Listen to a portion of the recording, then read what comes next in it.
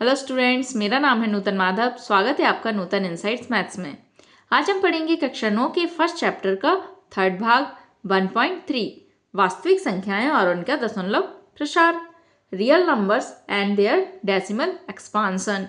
ठीक है, real numbers क्या होते हैं?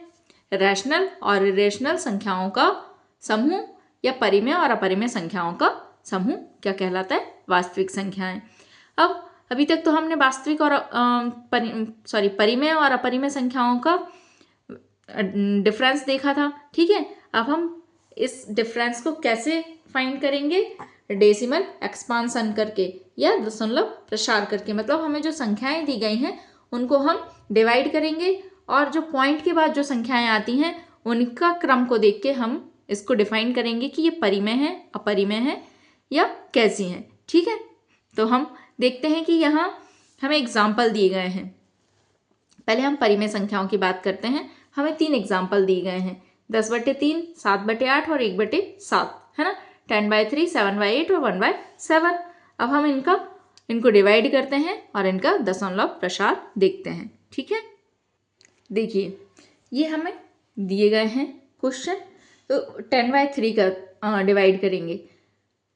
देखिए जिससे भाग देते हैं, जिसको भाग देते हैं वो क्या कहलाता है? डिविडेंड या भाज्य। ठीक है, इंग्लिश मीडियम वालों को भी समझ आए इसलिए हम बता देते हैं कि इसको बोलते हैं डिविडेंड, ये होता है डिविजर। जिससे भाग देते हैं वो होता है डिविजर या हिंदी में भाजक। ठीक है, जो आता है भागफल उसको बोलते हैं कोशेंट और जो शेषफल उसको बोलते हैं रिमाइंडर। ठीक है, तो ये 10/3 हमें यही दिया गया है कि 10/3 हमें निकालना है। तो 3 कहाँ आएगा? यहाँ आएगा। ये 10 यहाँ डिवाइड करिए। 3 का टेबल ऐसा पढ़िए कि 10 आ जाए या 10 से कम आए। तो 3 3 9, माइनस किया, 10 में से 9 गए, 1 बचा। फिर यहाँ पॉइंट लगाया और यहाँ 0 लगा लिया। फिर वही डिवाइड करेंगे तो 3 आएगा, 3 3 9। फिर माइनस करेंगे ऐसे, फिर माइनस करेंगे तो 3 3 9 यहाँ आया और 10 में से 9 गए, 1 फिर बचा। ठीक है, फिर 0 लगाएंगे, फिर 3 का डिवाइड करेंगे तो 3 3 9। ऐसे हम क्या देख रहे हैं कि 3 क्या है? रिपीट होता जा रहा है और ऐसे 1 1 1 आते जा रहा है। तो ये कभी भी 0 हो पाएगा? जो रिमाइंडर है या शेषफल है वो कभी 0 होगा? नहीं होगा, क्योंकि बार बार ये यही क्रम चलता रहेगा और 3 इसका बार बार आता रहेगा। तो इसका दशमलव प्रसार क्या हुआ? 3.3333 ऐसे इन्फिनिटी तक। ठीक है, अब नेक्स्ट क्वेश्चन हमें दिया गया है 7/8। 7/8 को डिवाइड करिए। तो 8 से 7 को डिवाइड करेंगे, जाएगा क्या डिवाइड? होगा डिवाइड? नहीं होगा, बिल्कुल नहीं होगा। तो हम क्या करेंगे? यहाँ लगाएंगे दशमलव। ठीक है, सॉरी, यहाँ भी हाँ 1 दशमलव लगा के यहाँ हम दशमलव लगाएंगे, यहाँ पे दशमलव लगाएंगे और यहाँ लगाएंगे 0। यही करते हैं ना, जब डिवाइड नहीं जाता तो दशमलव लगाते हैं ऊपर और यहाँ करेंगे 0। अब 8 का टेबल ऐसा पढ़िए कि 70 आ जाए या 70 से कम आए। तो 8 8 64, 8 8 जा 64। तो 8 से डिवाइड किया, 64 आया, है ना। तो 64 आया, माइनस करिए, 70 में से 64 गए, 10 में से 4 गए 6, और यहाँ कितना बचा? 6 में से 6 गए कुछ नहीं, तो यहाँ 6 आया। अब 8 से 6 का डिवाइड जा सकता है? नहीं। तो हम क्या करेंगे? फिर यहाँ 0 लगाएंगे। अब दशमलव लगाने की जरूरत नहीं है, दशमलव सिर्फ एक बार लगता है। ठीक है, अब 8 का टेबल ऐसा पढ़िए कि 60 आ जाए या 60 से कम आए। तो 8 7 56। फिर यहाँ 60 में से 56 गए, ये 4 आ गया, फिर 0 लगाएंगे, 8 5 40। तो देखिए यहाँ रिमाइंडर क्या आ गया? 0 आ गया। ठीक है, तो यहाँ दशमलव प्रसार कितना हुआ? 0.875। ठीक है, यहाँ रिमाइंडर 0 आ गया। अब हम इनके डिफरेंस हम आगे देखेंगे। ठीक है, कि इसका अर्थ क्या होगा। अब हमें एक और दिया गया है कि 1/7। 1/7 क्या दिया गया है? 1/7। अब हम इसका डिवाइड करेंगे तो 7 से डिवाइड करिए। 7 का टेबल ऐसा पड़े कि 1 आ जाए, तो 7 में ऐसा होगा नहीं, तो हम यहाँ क्या करेंगे? पॉइंट लगाएंगे। ठीक है, तो यहाँ क्या कर लेंगे? 0 लिख लेंगे। अब 7 का टेबल ऐसा पढ़ो कि 10 आए या 10 से कम आए। तो 7 1 कम 7, है ना। तो 10 में से 7 गए, 3 बचा, ये यहाँ 0। ठीक, फिर 7 का टेबल ऐसा पढ़ो कि 30 आ जाए या 30 से कम आए। तो 7 चुको 28, 4 यहाँ लिखा, 28 यहाँ। ठीक है, माइनस करिए, 10 में से 8 गए 2 और 2 में से 2 गए, कुछ नहीं बचेगा। ठीक है, फिर यहाँ 0 लगाएंगे क्योंकि 2 से डिवाइड होगा नहीं। तो 7 7 का टेबल ऐसा पढ़िए कि 20 आ जाए या 20 से कम आए, तो 7 दूनी 14, 2 यहाँ लिखेंगे, 14 यहाँ, माइनस करिए। ठीक है, 10 में से 4 गए 6 और 0 का 0, ये कैंसिल आउट है ना, 1 में से 1 गए, कुछ नहीं। अब यहाँ 0 लगाया, फिर 7 का टेबल ऐसा पढ़िए कि 7 8 56, फिर माइनस करेंगे, 10 में से 6 गए 4 और यहाँ क्या बचा 5 में 5 में से 5 गए, कुछ नहीं, यहाँ फिर 0 लगाएंगे। अब 7 का टेबल फिर ऐसा पढ़ेंगे कि 40 आए या 40 से कम आए, तो 7 अपना 35, ऐसे करके ये हम करते जा रहे हैं। 7 अपना 35 आया, ठीक है। अब माइनस करिए, 10 में से 5 गए 5 और यहाँ कितना बचा 3, 3 में से 3 गए, कुछ नहीं बचा, फिर यहाँ 0 लगाएंगे, तो 7 7 49, फिर 1 बचा, फिर 1 बचा है तो फिर हम यहाँ 0 लगाएंगे, फिर इसका डिवाइड करेंगे तो 7 1 कम 7, फिर यहाँ 3 बचेगा तो 7 1 कम 7, तो यहाँ फिर 1 आएगा, है ना। अब देखिए, आप देखेंगे कि यहाँ भी 1 0 था, यहाँ भी 1 0, ऐसे ये टर्म क्या हो जाएगी। अब यहाँ ऊपर भी 1 0 था और नीचे भी क्या आ गया 1 0 आ गया, फिर यहाँ 3 0 आया था, यहाँ पे 3 0 आया था, यहाँ भी 3 0 आ गया,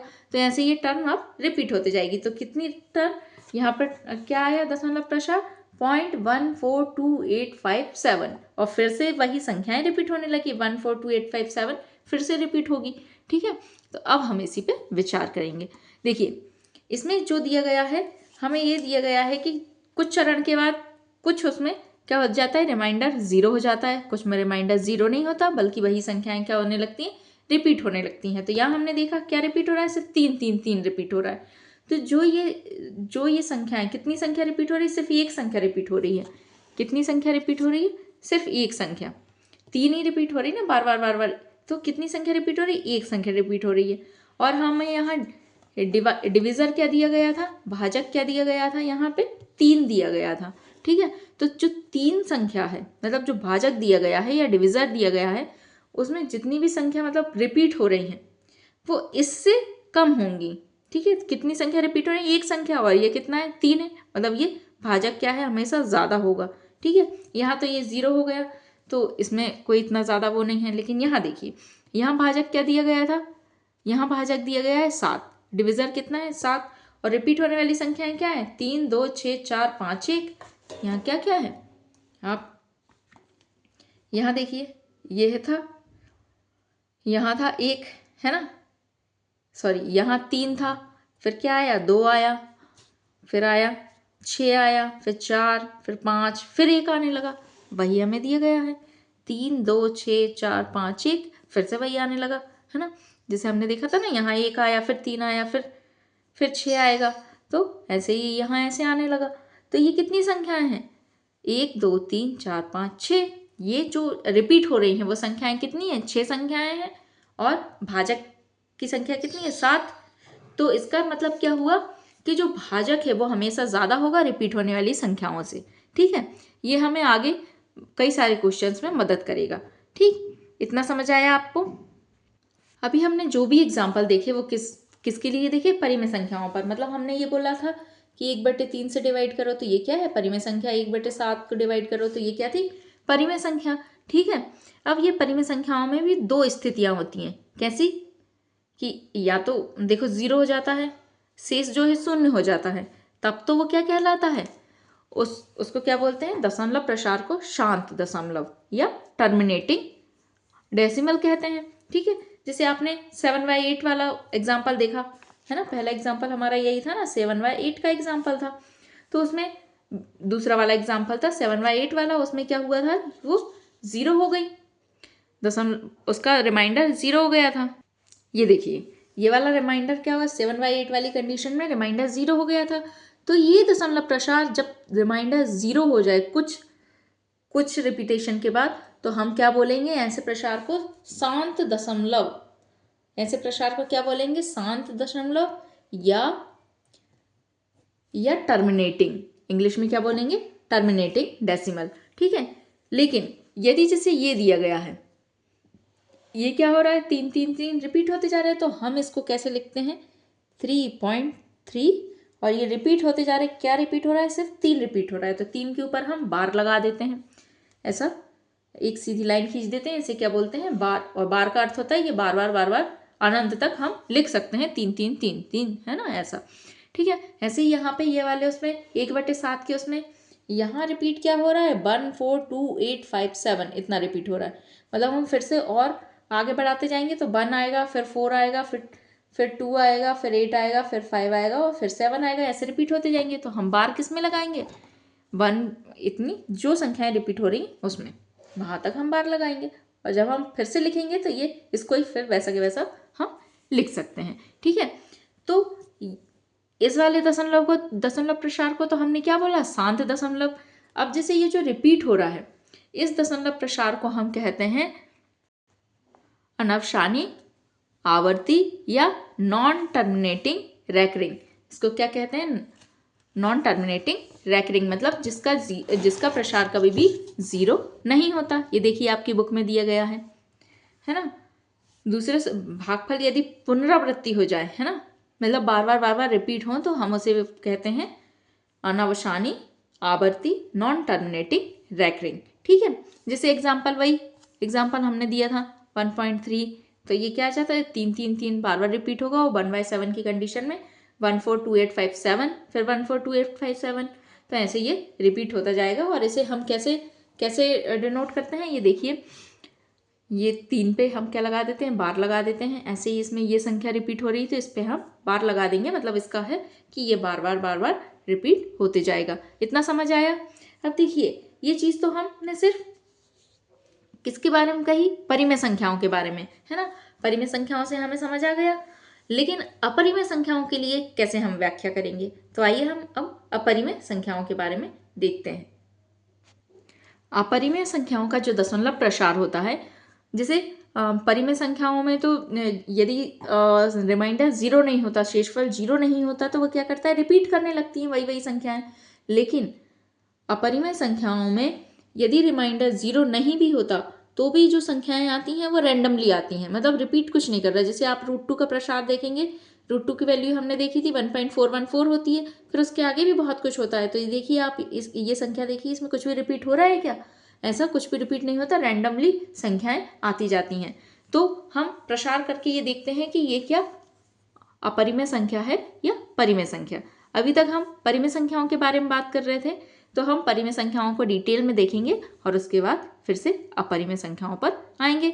तो आपको इतना डिफरेंस तो समझ आ गया होगा कि इनका दशमलव प्रसार निकालने पर कैसा आता है। परिमेय संख्याओं में या तो शांत आएगा या अनवसानी आवर्ती भी आएगा, यदि नॉन टर्मिनेटिंग रैकरिंग भी आएगा तो क्या होगा, रिपीट होने लगेगा। लेकिन अपरिमेय संख्याओं में रिपीट भी नहीं होता, वो रैंडमली कुछ भी आता रहता है, वो 0 तो कभी नहीं आता। ठीक है, इतना समझ आया। अब हम परिमेय संख्याओं वाले एग्जाम्पल्स देखते हैं। देखिए, ये क्वेश्चन दिया गया है कि 3.142678 एक परिमेय संख्या है। दूसरे शब्दों में इसे किसके रूप में व्यक्त करना है, परिमेय संख्या की डेफिनेशन कैसे लिखते हैं हम, कि वो PQ के रूप में व्यक्त की जा सके और Q ≠ 0 हो, तो ये हमें बताना है। तो हम क्या करेंगे, 3.142678 यहाँ लिखेंगे, फिर ये पॉइंट को हटाएंगे, है ना। पॉइंट की जगह पे हम क्या लिखते हैं, 1 लिखते हैं, अपॉन में हम क्या लिखेंगे, 1 लिखेंगे। ठीक है, और 1 के बाद जितनी भी संख्याएं हैं उनको गिनेंगे और उतने ही 0 नीचे लगा देंगे। ये आपने पिछली कक्षाओं में पढ़ा होगा।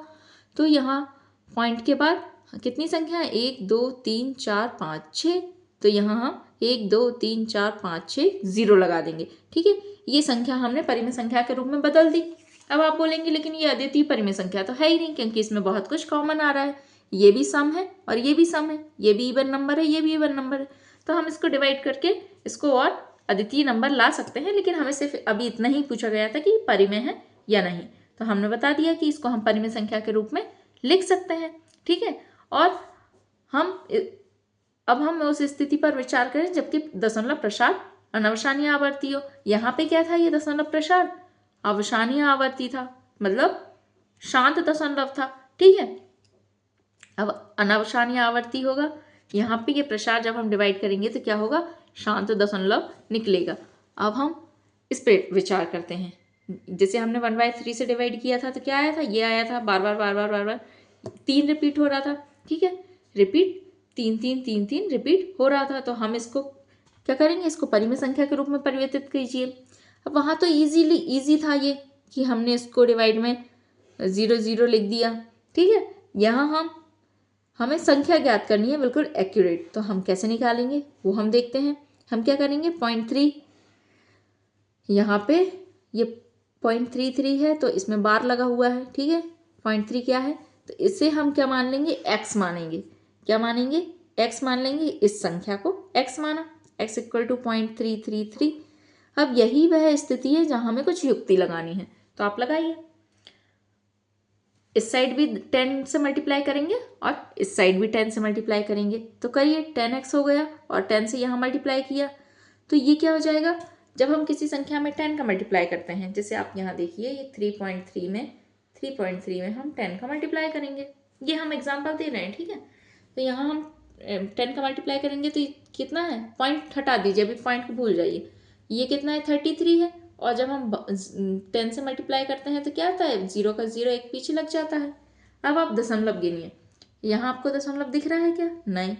यहाँ दशमलव दिख रहा है, कितनी संख्याओं के बाद दिख रहा है, एक संख्या के बाद। यहाँ कितनी है, एक संख्या के बाद हमें यहाँ दशमलव दिख रहा है। तो इस एक संख्या को हम क्या करेंगे, यहाँ भी एक संख्या के बाद मतलब 0 के बाद हम यहाँ दशमलव लगा देंगे, तो हमारा आंसर क्या आएगा, 33। ऐसे ही यहाँ पे था, तो जब यहाँ पे ऐसा 0 लगाया गया तो ये कितनी संख्याएं थी, 1 2 3 4, मतलब यहाँ पे कितनी संख्याओं के बाद दशमलव था, 3 के बाद। और 1 0 से मल्टीप्लाई कर दिया तो यहाँ 0, और फिर 3 के बाद दशमलव लगाएंगे तो 1 2 3, तो ये आ जाएगा 3.330।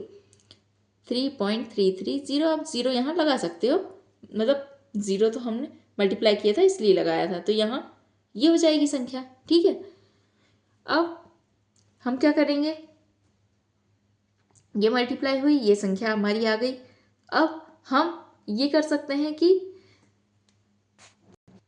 इसका अर्थ क्या होगा, देखिए 3 प्लस 0.333 होगा ना इसका मतलब। देखिए आप क्या करेंगे, इस संख्या को ऐसा लिख सकते हैं 0.3333 और यहाँ पे 3 है, तो जब कुछ नहीं होता तो 0 0 आता है, आपने पिछली कक्षाओं में पढ़ा होगा।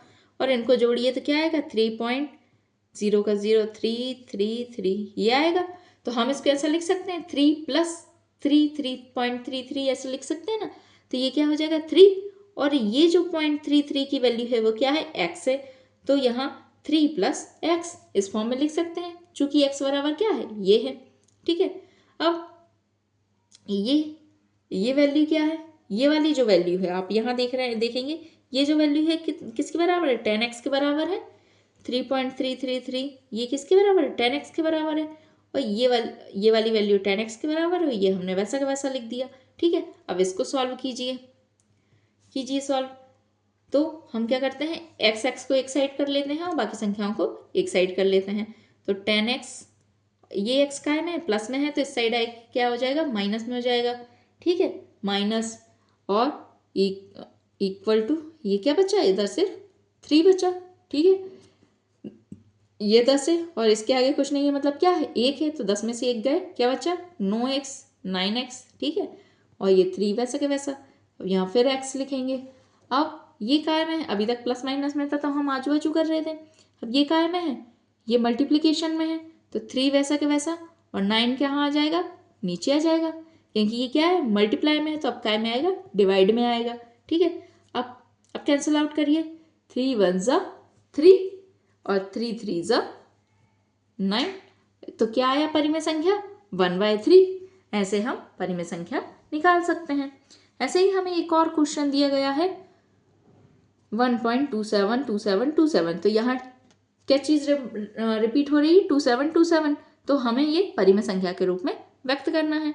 तो देखिए हम बिल्कुल इसको परिमेय संख्या के रूप में व्यक्त करेंगे, यही इतनी स्पेस में हम देखते हैं। अभी हमने किससे मल्टीप्लाई किया था, 10 से मल्टीप्लाई किया था। क्यों किया था, क्योंकि कितने अंकों की पुनरावृत्ति हो रही थी, सिर्फ 1 की, तो हम 1 0 मतलब 10 से मल्टीप्लाई करेंगे 1 में 1 0 लगाकर। यहाँ कितने अंकों की हो रही है, 2 अंकों की, तो हम यहाँ 100 से मल्टीप्लाई करेंगे। ठीक है, तो हम सपोज कर लेते हैं कि x बराबर क्या आएगा, यहाँ लिखिए x बराबर आएगा हमारा ये पूरा 1.2727 27 इस टाइप से हम लिख लेते हैं। तो हम दोनों साइड क्या करेंगे, 100 से मल्टीप्लाई करें, 100x, यहाँ भी 100 इंटू 1.27, बस इतना ही लिखते हैं ना। ये अब मल्टीप्लाई कीजिए, ये 100x तो वैसा का वैसा आएगा, 100x तो वैसा का वैसा आया, इसमें 100x का मल्टीप्लाई कीजिए तो आप सपोज करिए यहाँ 2 जीरो क्या हो जाएंगे अपने, बढ़ जाएंगे।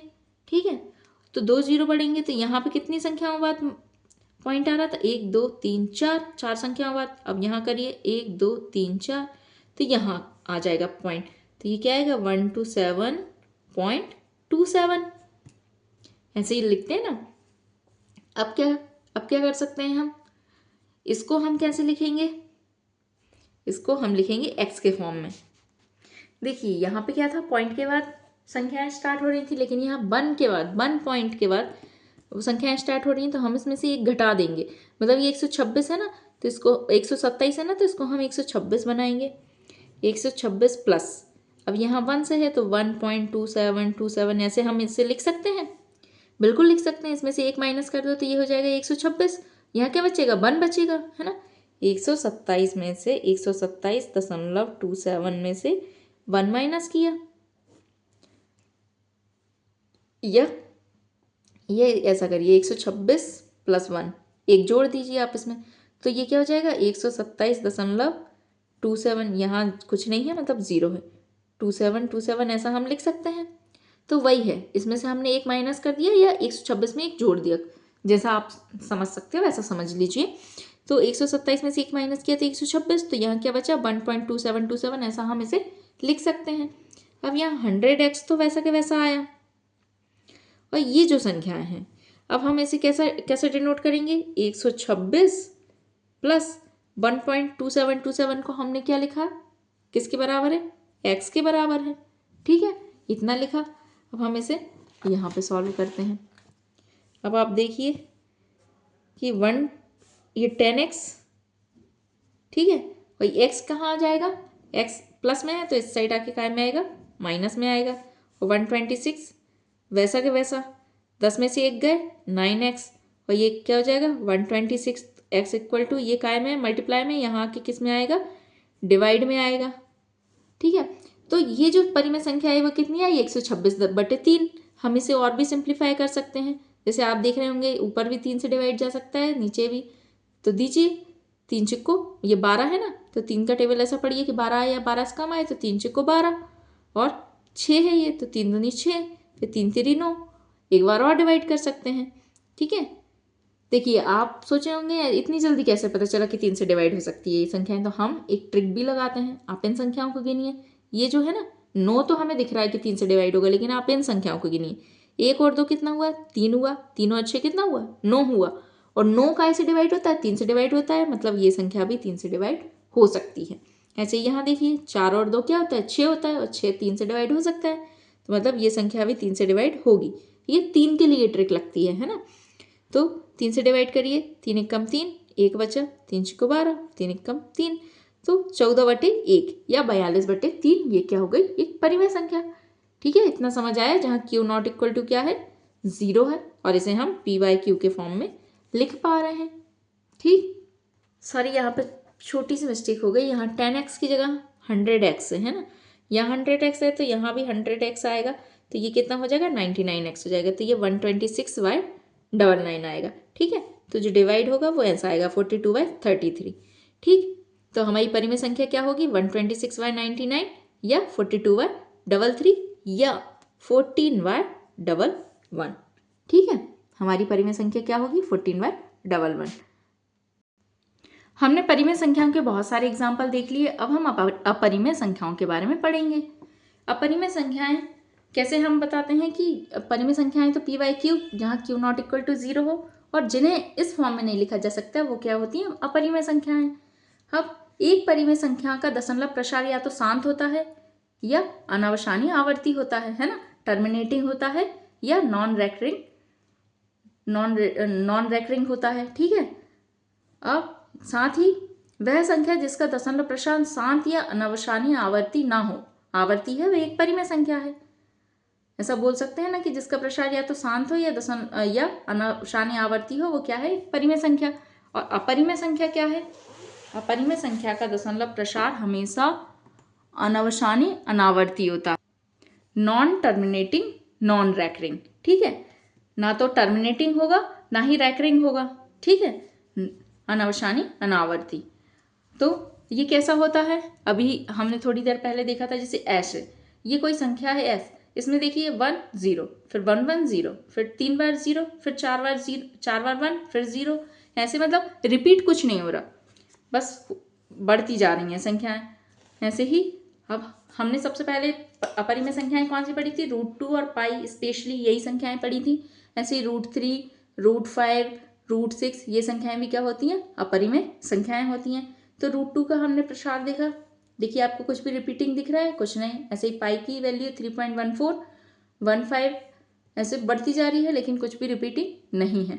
ध्यान दीजिए, हम प्राय 22/7 का ये हमने पढ़ा हुआ है कि पाई की वैल्यू 22/7 होती है, लेकिन ये उसकी एक्यूरेट वैल्यू नहीं होती है, उसका निकटतम मान होती है। ठीक है, तो हम विभाजन विधि से ये इसका हम वैल्यू निकालेंगे √2 की। ठीक है, ऐसा आपने पिछली कक्षाओं में देखा होगा कि हम ऐसे इसका दशमलव प्रसार कर सकते हैं। देखिए, जैसे यहाँ दिया गया है 1/7 और 2/7 के बीच की परिमेय संख्या ज्ञात कीजिए। तो इसमें क्या करेंगे हम? 1/7 का दशमलव प्रसार निकालेंगे और 2/7 का दशमलव प्रसार निकालेंगे। ठीक है, ये आपने निकाल लिया। अब आप ये देखेंगे कि इतनी इजीली कैसे निकल गया। तो 1/7 का हमने डिवाइड किया था, तो हमारे पास क्या आया था? ये आया था। ठीक है, अब यदि हमें 2/7 निकालना है तो हम यहाँ 2 का क्या करेंगे? मल्टीप्लाई करेंगे। ऐसे ही हम ये आंसर इस साइड भी 2 का मल्टीप्लाई कर देंगे। तो देखिए, अब 1 में 2 का मल्टीप्लाई किया, 2 आया, 4 में 2 का मल्टीप्लाई किया, 8 आया।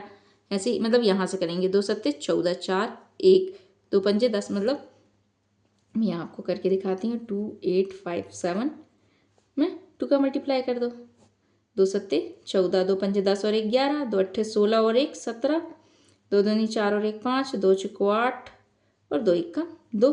तो यही आया ना 0.285714, यही संख्या आई है हमारी। तो हमें जब ऐसा निकालना हो तो हम क्या करेंगे? उस आंसर में मल्टीप्लाई कर देते हैं उस संख्या का जितना का गुना दिया हो। जैसे यहाँ 1/7 दिया था, यहाँ 2/7 दिया है, तो हमने 2 का मल्टीप्लाई कर दिया। अब हमें 1/7 और 2/7 के बीच की अपरिमेय संख्या ज्ञात करनी है। तो आप देखेंगे ये 14 है, पॉइंट के बाद देखिए 14 है और पॉइंट के बाद 28।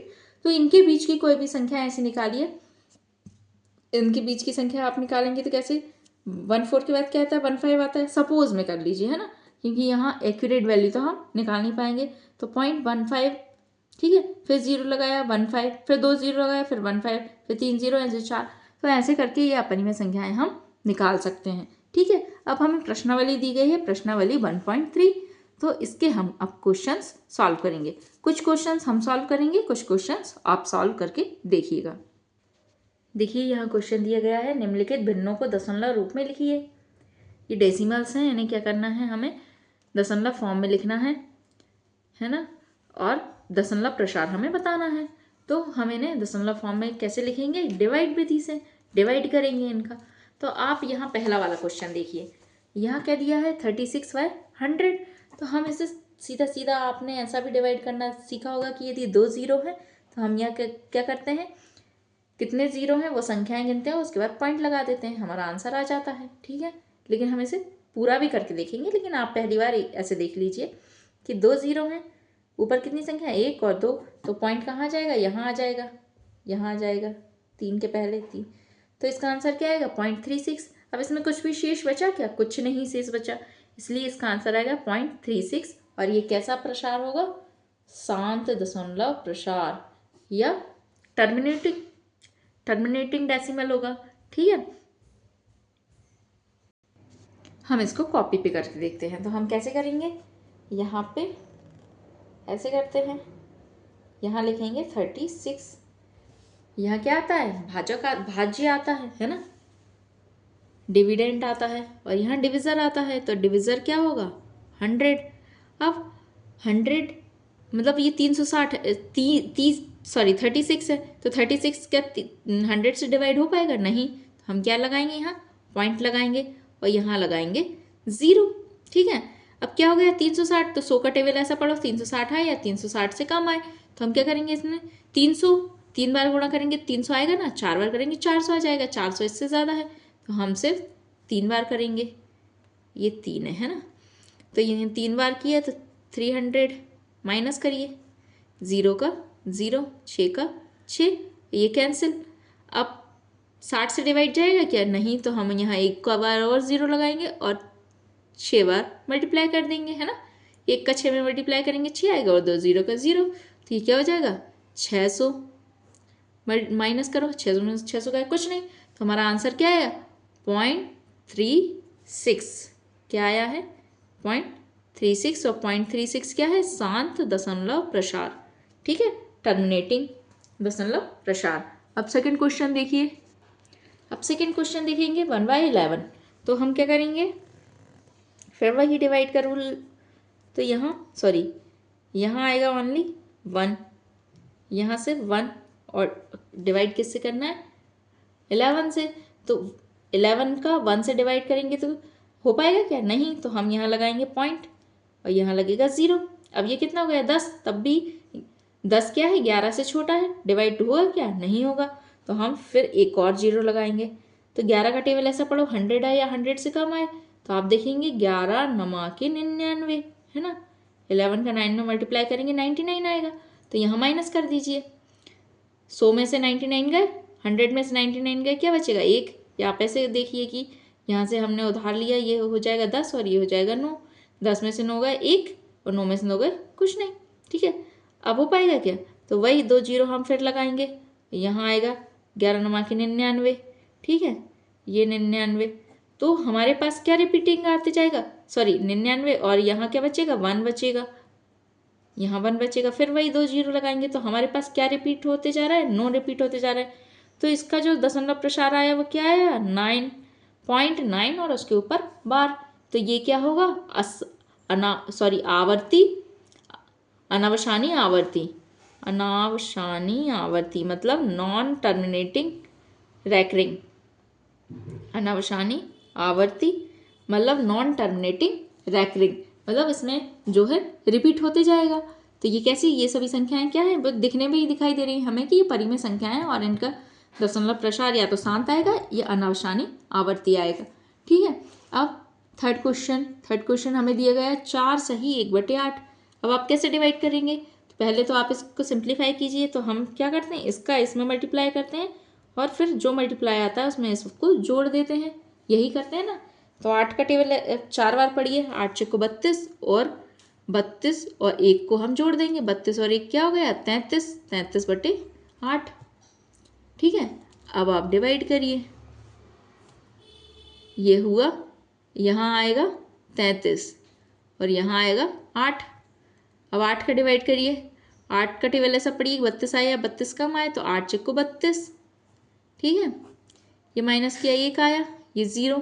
देखिए अब आप देखेंगे यहाँ से भी सेम, ये 8 जो है डिवाइड वाला है वो नीचे लिखाएगा, ये शेष क्या बचा था 1 बचा था, और जो भागफल आया था वो यहाँ बाजू में लिखते हैं। ठीक है, लेकिन अभी हमें आगे का भी दशमलव प्रसार निकालना है ना, तो हम आगे डिवाइड करेंगे। अब 1 से डिवाइड होगा क्या, नहीं होगा, तो यहाँ हम लगाएंगे पॉइंट लगाएंगे और ये 0।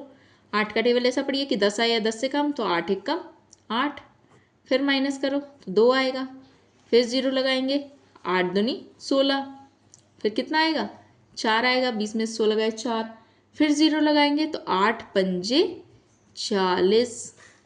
ठीक है, अब कुछ नहीं बचा, तो यहाँ कैसा प्रसार आएगा, 0 आ गया ना, तो ये कैसा प्रसार होगा शांत दशमलव प्रसार, कैसा होगा शांत दशमलव प्रसार। इतना समझ आया आपको। ऐसे ही इसमें और भी 3 क्वेश्चंस दिए गए हैं, तो वो 3 क्वेश्चन आप सॉल्व करके देखिएगा। देखिए हमें सेकंड क्वेश्चन दिया गया है कि 1/7 इक्वल टू ये होता है। अब लंबा भाग दिए बिना क्या आप आंसर बता सकते हैं किसका, इनका आंसर आप लंबा भाग दिए बिना बता सकते हैं। तो 1/7 का आंसर क्या दिया हुआ था, 1/7 की वैल्यू 0.014287 ये हमें दी गई है 0.142857, और हमें क्वेश्चन क्या दिया गया है 2/7, 3/7, 4/7, 5/, तो हम जैसे 2/7 को क्या लिख सकते हैं, 2 × 1/7 लिख सकते हैं। अभी हमने जो देखा था कि यदि ऐसा हो तो हम सिर्फ मल्टीप्लाई करेंगे, और 1/7 की वैल्यू क्या है 0.142857, तो हम इसका इसमें मल्टीप्लाई कर देंगे, 0.142857 में मल्टीप्लाई करेंगे। तो आप देखिए, मल्टीप्लाई करिए, 2 का मल्टीप्लाई करिए, 2 सत्ते 14। देखिए हम इसको कॉपी में देखते हैं ऐसा, तो हम मल्टीप्लाई कीजिए, 2 सत्ते 14, हासिल का 1 आया, 2 पंजे 10 और हासिल का 2 पंजे 10 और 1 क्या हो जाएगा 11 हो जाएगा, हासिल का फिर 1 आ गया, 2 अट्ठे 16 और 1 क्या हो जाएगा 17 हो जाएगा, 7 और हासिल का फिर 1 आ गया, 2 दूनी 4 और 1 5, ठीक है, और 2 चुक्को 8, 2 1 कम 2, पॉइंट कहाँ है यहाँ है, पॉइंट वैसा का वैसा लग जाएगा। तो ये आ जाएगा 2 के मामले में। ऐसे ही हम 3 का करेंगे, तो इस संख्या में हम 3 का मल्टीप्लाई करते जाएंगे, ऐसे ही 4 5 6 जितना भी हमें दिया गया है उन सब का मल्टीप्लिकेशन आएगा। तो स्टूडेंट्स आज के वीडियो में इतना ही, आगे का पोर्शन हम कल करेंगे क्योंकि ये वीडियो ज़्यादा लंबी हो रही है, तो आगे का पोर्शन हम अगले भाग में देखेंगे, ठीक है। यदि आपको मेरे क्वेश्चन समझ आए हों, मेरे पढ़ाया हुआ समझ आया तो चैनल को लाइक करें, शेयर करें और सब्सक्राइब करें। Okay, thank you, bye.